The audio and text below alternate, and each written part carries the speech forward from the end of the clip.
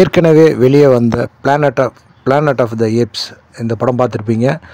கிட்டத்தட்ட 3-4 பார்ட் வந்து இந்த படத்தில் வந்தது. படத்துடைய எஃபர்ட்லாம் வந்து பார்த்திங்கன்னா சூப்பராக பண்ணியிருப்பாங்க. நல்ல ஒரு எக்ஸலண்ட்டான படம். இந்த படம் வந்து ஆஸ்கார் வின் பண்ண ஒரு படம் அப்படின்னு சொல்லலாம். ஸோ அதை தொடர்ந்து வந்து பார்த்திங்கன்னா இப்போ மறுபடியும் kingdom of the planet of the apes இந்த படம் வந்துட்டு வர இருக்குது. இந்த படத்தோட ட்ரெய்லர் வந்துட்டு சமீபத்தில் ரிலீஸ் பண்ணியிருந்தாங்க.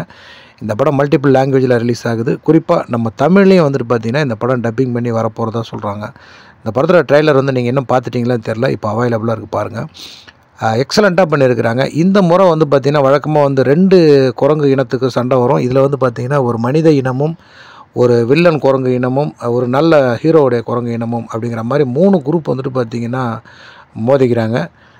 அந்த நல்ல குணம் கொண்ட குரங்கும் மனிதர்களும் வந்து பார்த்திங்கன்னா கடைசியில் ஒன்று சேர்றாங்க அப்படிங்கிற மாதிரி படத்தை முடிக்கிறாங்க போல். எக்ஸலண்ட்டாக பண்ணியிருக்கிறாங்க. குறிப்பாக அந்த குரங்குகளுடைய பேக் ட்ராப் வந்து பார்த்திங்கன்னா ஒரு பாழடைஞ்ச கப்பல், ஒரு உடைஞ்ச கப்பல் வந்து கரை ஒதுங்கின உடைஞ்ச கப்பல் வந்துட்டு அதுக்கு பேக்ரவுண்டாக பண்ணியிருக்கிறாங்க. மனிதர்கள்லாம் வந்து காட்டுக்குள்ளே வாழ்கிற மாதிரி இவங்க ஒரு சந்தர்ப்பத்தில் யாரும் சந்திக்கிற மாதிரி இருக்குது. எக்ஸலண்ட்டாக வந்து பண்ணியிருக்கிறாங்க. ஒரு முறை பாருங்கள். மே 20ஆம் தேதி, அதாவது இந்த வருஷத்தில் வந்து பார்த்திங்கன்னா மே 20ஆம் தேதி இந்த படம் ரிலீஸ் ஆகும் அப்படிங்கிற மாதிரி அஃபிஷியலாகவே சொல்லியிருக்கிறாங்க. ஒரு முறை ட்ரெய்லரை பாருங்கள், கண்டிப்பாக என்ஜாய் பண்ணுவீங்க.